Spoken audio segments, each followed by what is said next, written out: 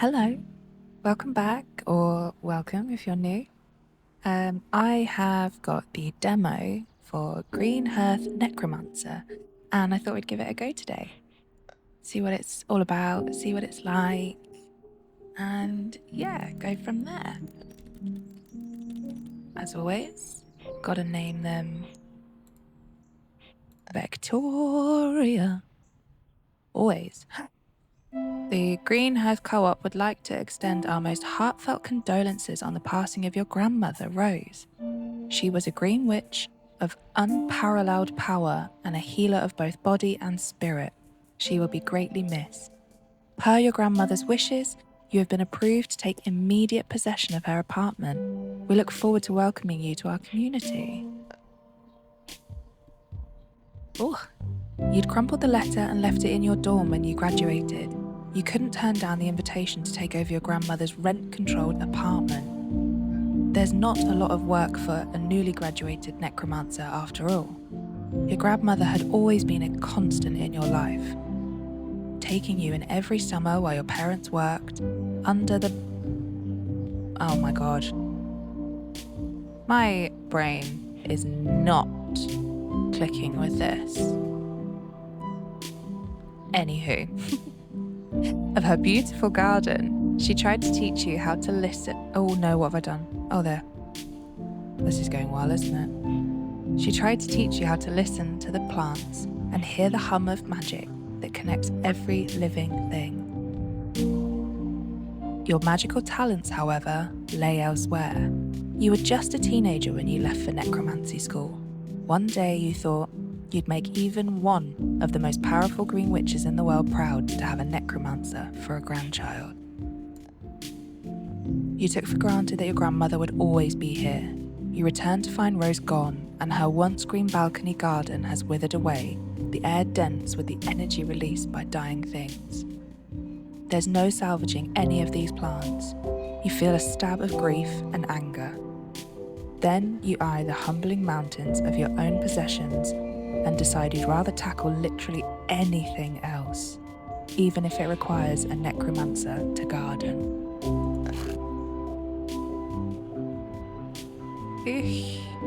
Right. Oh, stay dead. Brilliant. Dead. Dead.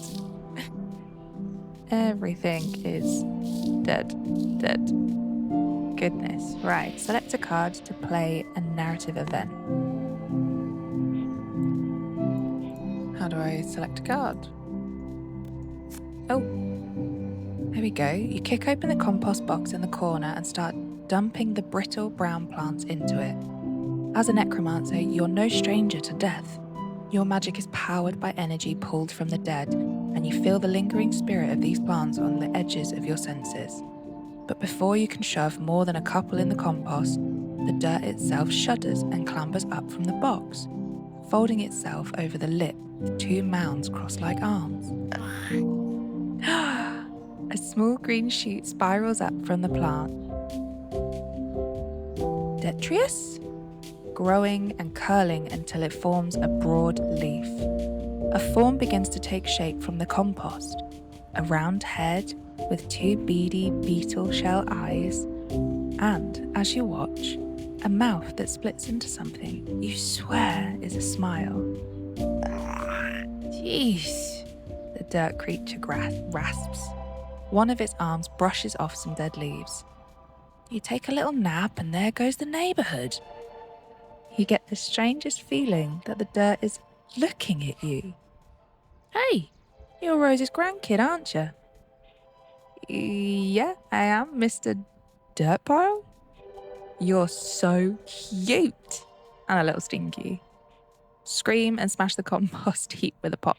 I think that's cute. I don't get no respect, the compost heap exclaims. Just treat me like dirt, why don't you?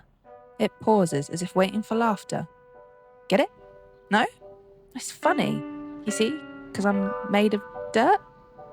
The pile of animated compost seems to laugh at its own joke. I'm a familiar, kid. Rose is familiar, specifically.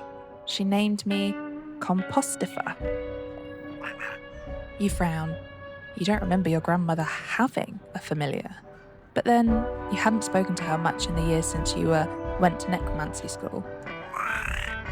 His voice softens and the leaf wilts a little. I'm guessing, because you're standing here, that means that your grandmother's shuffled off the mortal coil and I'm all that's left of her. Sound about right? You nod, and the creature, Compostifer, sludges back a little into the compost box, quiet. All living things eventually die. Plants, humans, even me. One day, that's the way of things. It gathers itself, stretching towards you. But death isn't the end. Dead plants help the living ones, and for now, you and me are alive. Between the two of us, we can get this garden going again. I'm a necromancer, not a green witch. Not interested, I'm just here for the cheap rent. Me? Oh no, I kill every plant I touch. Let's go with that one. Yeah, Rose said you'd probably say that. Compostifer hums, but it doesn't take a green witch to grow a garden. It just takes a little care, a lot of knowledge, and the right conditions, and a bit of heart. It loops its pseudopod-like arms back over the edge of the bin. Look, kid, I know growing things isn't your whole deal. We've got a black thumb. Things tend to die when you're around. I get that more than anyone. Tilts its head. But Rose believed you could be a great gardener one day because you're a necromancer. No one's ever accused you of being a good gardener.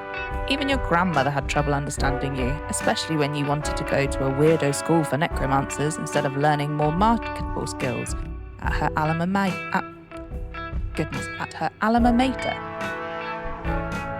You could have been a mortician or a spirit medium. Instead, you spent years in the middle of nowhere, communicating with the dead and learning their magic.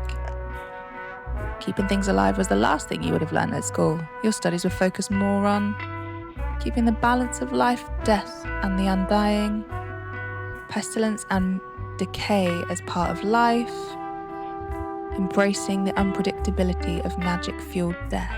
I like the balance. As a student of the College of Cyclical Necromancy, my brain is not braining today, you learn to appreciate the equal importance of life and death.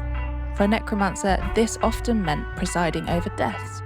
Some of your own hand, but more often death came naturally in the harsh natural environment around your school. Being fully present for that sacred transition gave you access to its power, allowing you to temporarily tether it to another vessel and create undead.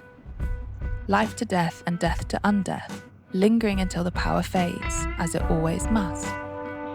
Yes, that's what I studied. You're not a powerful green witch like your grandmother. In fact, you failed necromantic botany twice. Once on purpose, because it reminded you too much of her. The second time was by accident. You cautiously touch one of the remaining dead plants, and you feel that shimmering pull of the power inside it. The energy of death. Maybe it's time to dust off that spellbook and try to revivify one of Rose's old plants to give it new unlife. Okay, I can bring this plant back to life. Or at least undead. Okay. Cast this plant.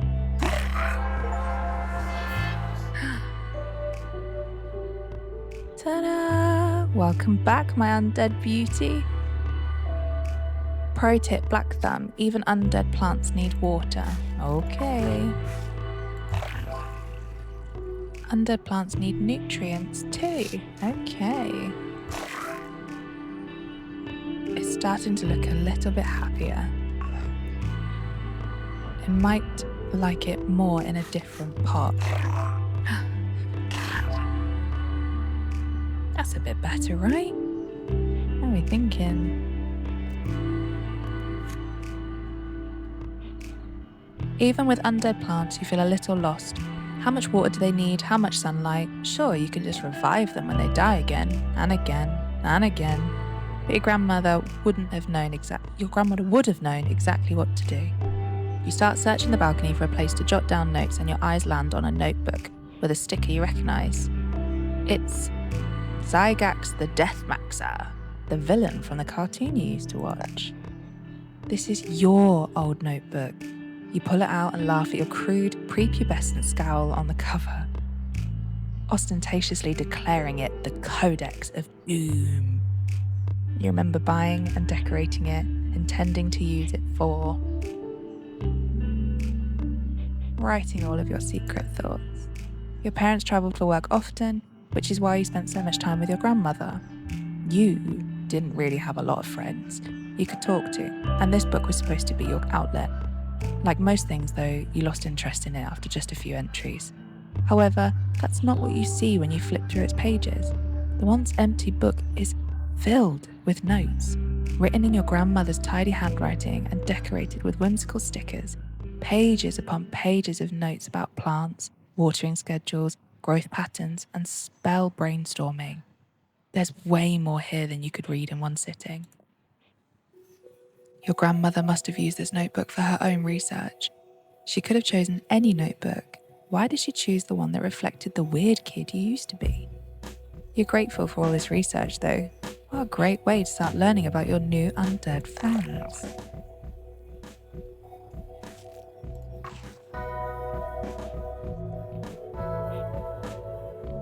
Happy plants flourish and grow, while unhappy plants struggle and die.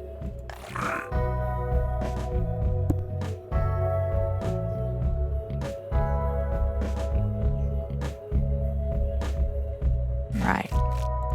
Take. Oh, there's got to be an ideal spot for you.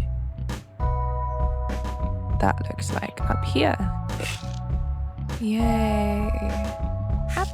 Happy. Perfect. Who's at the door? You're jolted out of your research by a chipper knock at the door. Resentful at the loss of focus, you answer the door in a huff. Standing at the door is a woman in her mid-30s or so, radiating the calm yet eccentric charm of a high school art teacher. She has a potted plant under one arm and extends the other to you with a bright smile. Hello neighbour, you must be Becktoriiia. I just wanted to stop by on your first day and welcome you to this co-op. She shakes your hand, her hand is warm and soft and her nails are painted yellow. I'm Laurel. When I moved in a few years ago, your grandmother took me under her wing. It's a pleasure to finally meet you. She talked about you all the time. Her smile turns a little thoughtful. When she learned she was sick, I had the honour of helping her make arrangements and prepare for moving on. That's my calling. I'm a death doula. If you're such close friends, why don't you water her plants? Laurel hesitates. Rose had certain requests, she says carefully. As a necromancer, I'm sure you can appreciate that dying is not the end of someone's story. I worked with Rose to settle her legal affairs, much as a transfer of this apartment to you. I help with cleaning, organising, donating, contacting people, and ensuring someone's final wishes are respected. She drums her nails against the pot in her arms. And, if they want it, I help family and friends understand and come to terms with those wishes. So I wanted to bring you something that Rose did want you to have, and to offer my support as you navigate your grief. I'm not grieving, you're grieving. Trust me, you don't want to leave that plant with me. Thanks for being there for her. I wish I had been. It was important to her that you continued your studies, Laurel replies. I know it's not easy to hear. Part of my job is helping people understand their loved ones' wishes. She offers you the plant. It's heavier than it looks and makes the hair on the back of your arm stand on end from proximity to the sheer potential fizzing in it. She chose this one especially for you. I think it may be one of her more forgiving ones. Just try your best. That's all she wanted you to do. Sometimes you can receive living plants along with your dead and undead ones. If you keep a living seedling alive long enough, it might even grow. You can't use your magic on living plants. Note that plants in your inventory are put in stasis. They will not use water, grow or die, and any effects on them are paused. Okay. I should find that spot for that new plant. like 5 and 4. I think you might be happier here by the looks of it. Green. Oh, my undead beauty is already growing new leaves. And again. Not fully trimmed yet. There we go. I think there are more dead plants around here. Yeah, you think? Ooh! Why don't you revive more of Rose's old plants? Okay. Ooh, okay. Let's try... Oh goodness, this one as well. Nymph's Foot. Gold Horde. Pewter Gorgon. Let's go for this one. Ooh. Wow. Okay.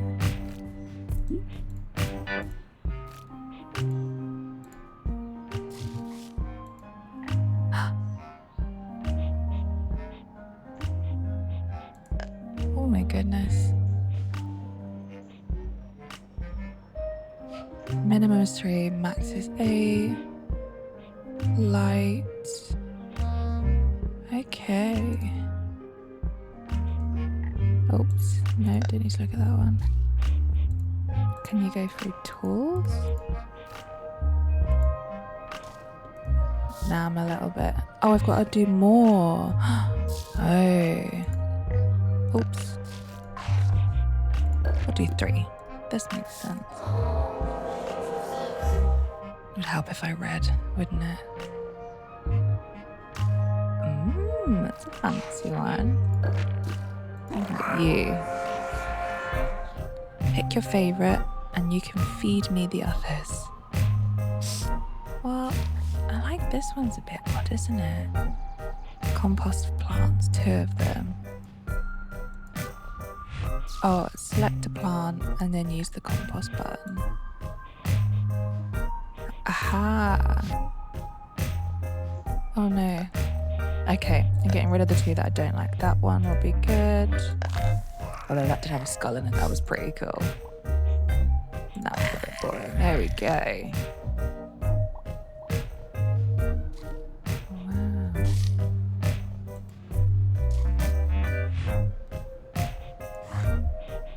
Nothing in the inventory. Okay. Ooh. Completed plant happiness. Sun sprite is dead. I don't know what sun sprite is. That... No, I'm not sure. Are you happy? I think so. I think so. Let's see. This time, when you hear the chipper knock on the door, you know to expect Laurel on the other side. How are you settling in, she asks. You shrug. She laughs. Ah, that's to be expected. Moving is difficult at the best of times. And the times, well, they could be better, right? She stepped back and tilts her head down the hallway. I was thinking I could show you around. Just a little walk around the co-op. It's a beautiful building, really. A mix of mid-century occult revival and brutalism. Oh, I've lost you, haven't I?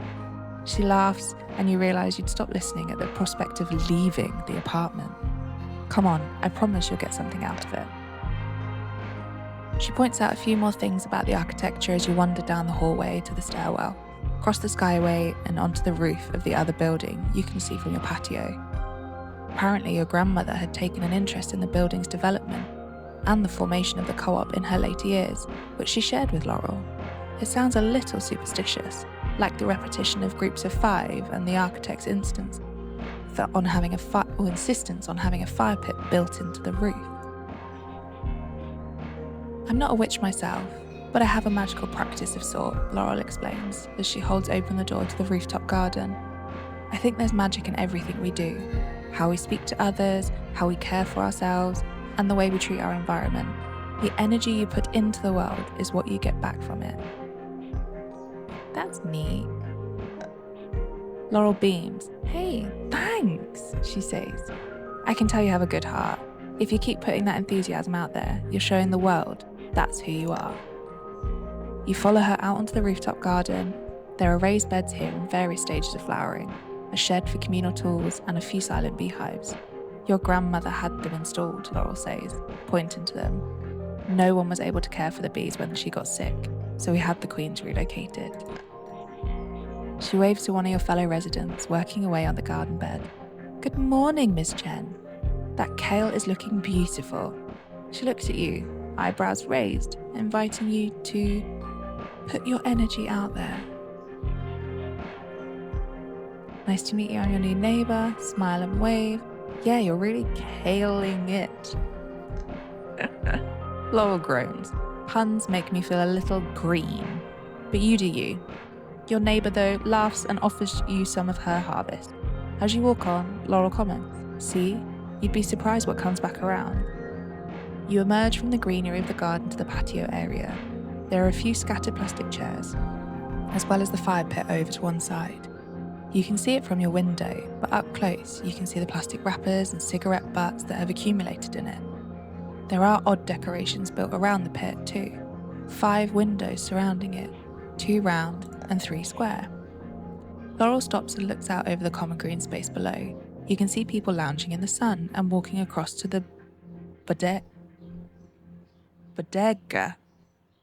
Well, we'll see if that was right, won't we? And the community centre. You don't have to be friends with everyone, she says. You don't even have to like everyone. But you'll form relationships with them, good or bad, whatever you do. So you may as well do it on purpose. I'll try my best.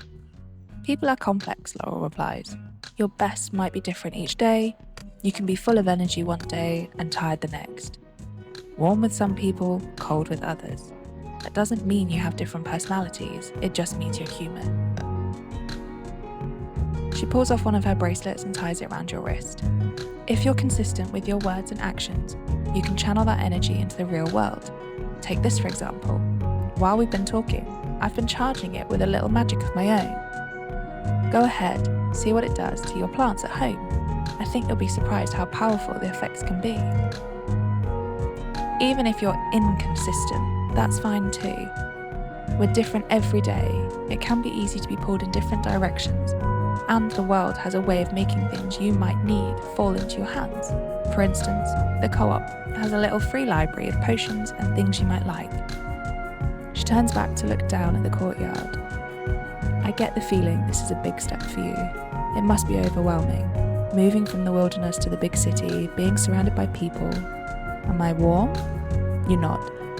There's community here, when you're ready to be a part of it.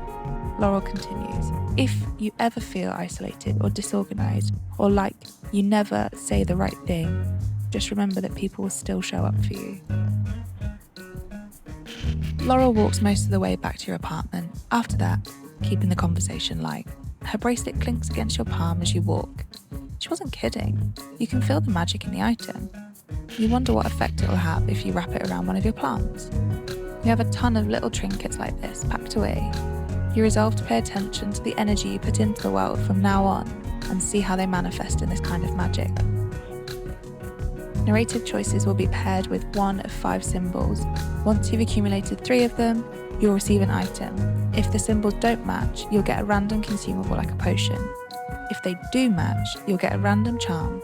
Either way, it's beneficial, so there's no pressure to match. You're also going to start getting more narrative event cards that you can play at your leisure. Gold-coloured cards are key story events and character heart events, while silver cards are smaller, random events. Both are required to advance the narrative. But silver cards can also be discarded for resources like social battery. Don't worry though, discarded random cards can always be drawn again. Oh, we got some basic fertilizer. Nice.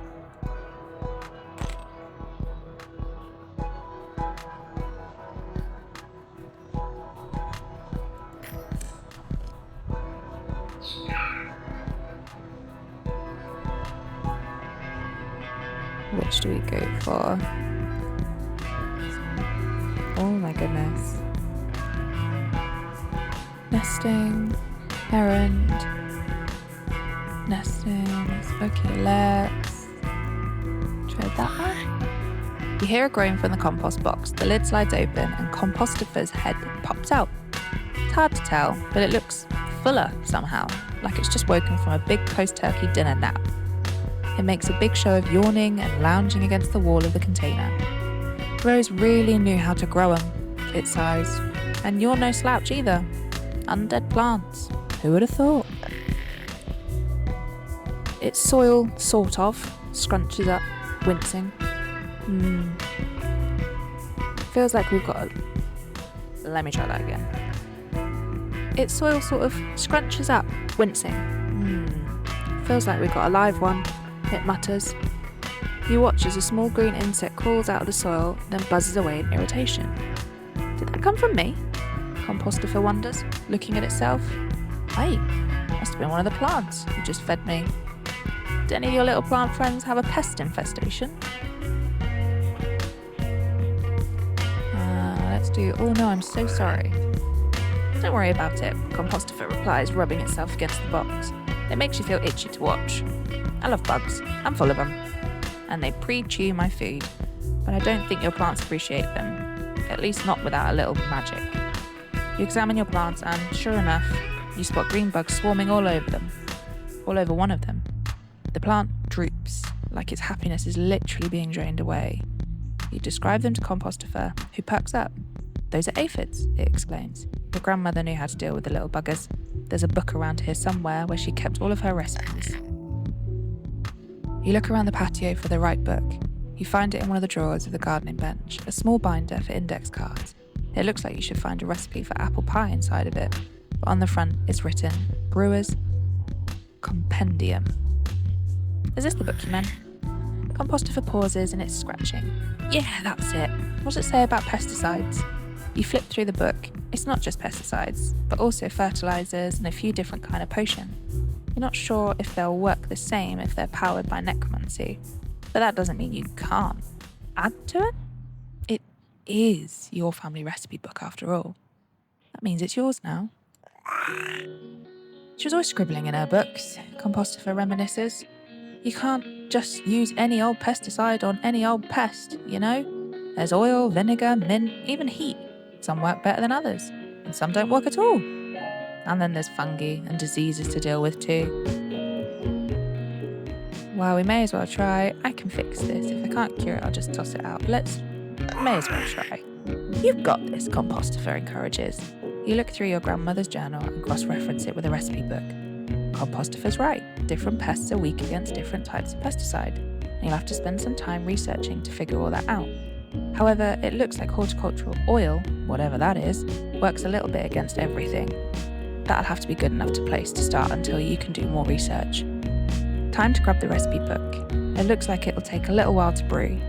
You should get started now and just hope that the infestation doesn't spread. Oh, we've got a potion of fortitude. Okay.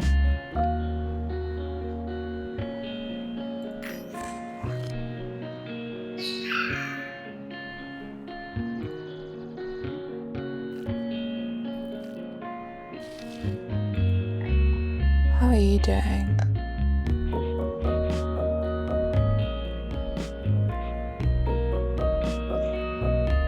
Need some more water? Although I think that might take us out of range. Maybe not. Let's look at the codex. Happy plants flourish and grow while unhappy plants struggle and die. Okay. What I want to know then is... Ooh, no plants. Oh, these are the different plants that we've got. Okay. Didn't actually look at this one. Aphids.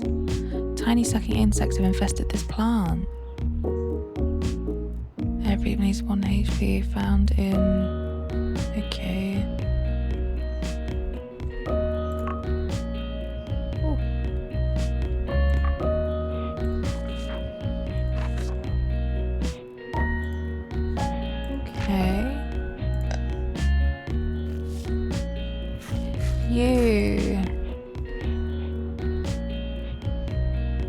you've got pests on you. Okay.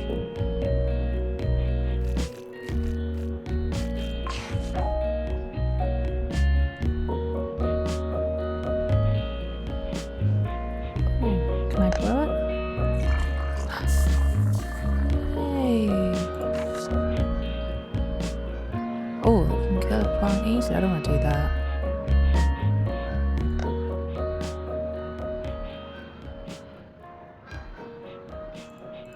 Got anything else in our inventory?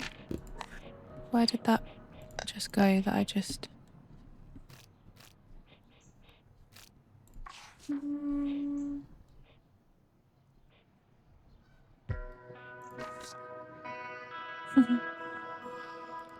Okay, I'm getting a little bit confused now with... Oh, I'm brewing it. Okay, it takes a little while. Fine. Oh. Cardinal Charm increases root points. Oh, look at that. Beautiful. Do you need anything? Humidity. Can we... How do we... Maybe you need to be somewhere else. Not sure. Have we got... Oh, loads of ingredients. Still. Okay. Can I...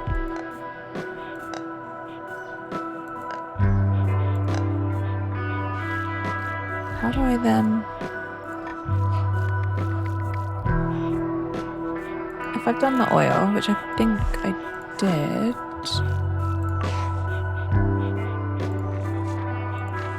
Did I do this? Maybe not. Nope, I didn't need to do it again. Let's cancel that one. I am still brewing it. Fine.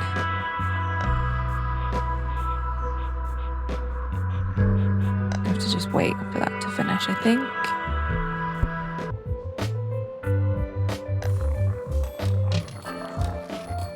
And she's ready. Now. Oops, I'm pruning. I didn't mean to do that. Oil. Yes. Look at those blooms. That guy must be pretty happy. I think we're doing quite good now. Lovely. Good job. Go me. Bee swarm. You seeing those weird glowing things? No. The soft blue glow of a spirit bloom radiates from one of your plants. A necromantic beacon you can feel pulling gently on your senses. It's so incredible. Not only can you revive plants, but they can thrive. You're admiring it when you start to hear a buzzing noise. Quiet at first, but steadily growing. You don't see a lot of bees in the city, so you startle as one appears right in front of you, and then another and another. Not flying in, but phasing in. They glow a ghostly blue, the same as the bloom. You watch them bumble sightlessly towards the bloom, mostly unaware of you, except for one that breaks from the others and lands on your hand. It's larger than a normal bee, but so light you can only feel it as a stirring of air against the tiny hairs on the back of your hand. Hello, friend. It buzzes its wings once in acknowledgement, but doesn't reply, obviously.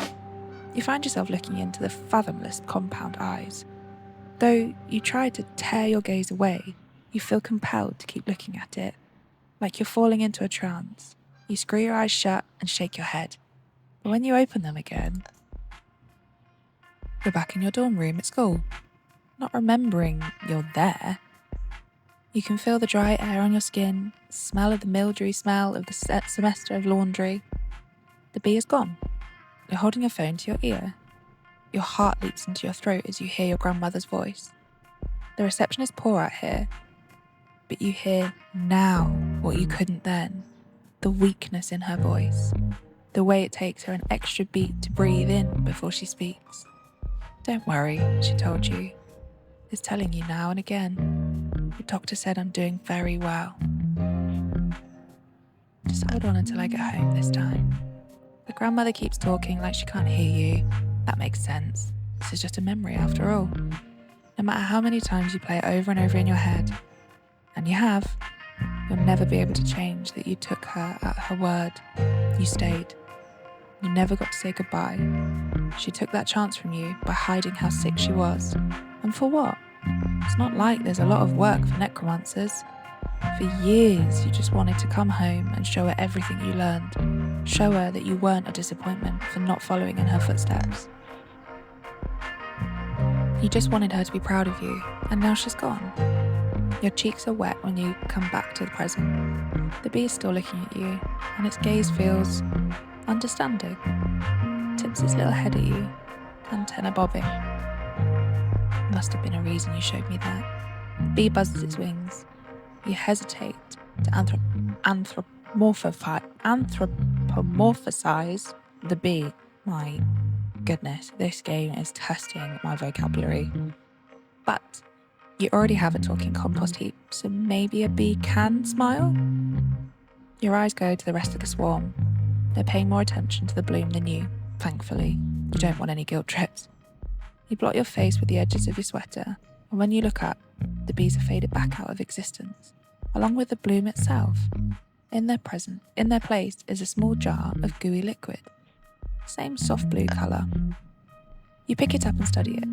It looks like honey, which tracks, you suppose. You'll have to test it out, but you feel something when you held the jar in your hand. Magical power, of course, but also sadness, sour tang of guilt, and a little bit of anger too. It's weirdly gratifying to be holding it in your hand instead of just your heart. Oh, we got matching. What have we got? Gnome on a toadstool charm. Love it.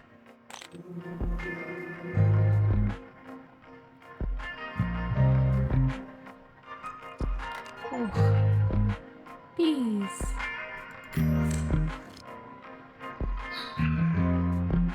More cards. Amazing. Uh-oh. Why have you died? What happened there? Why you died? What on earth happened there? Can I...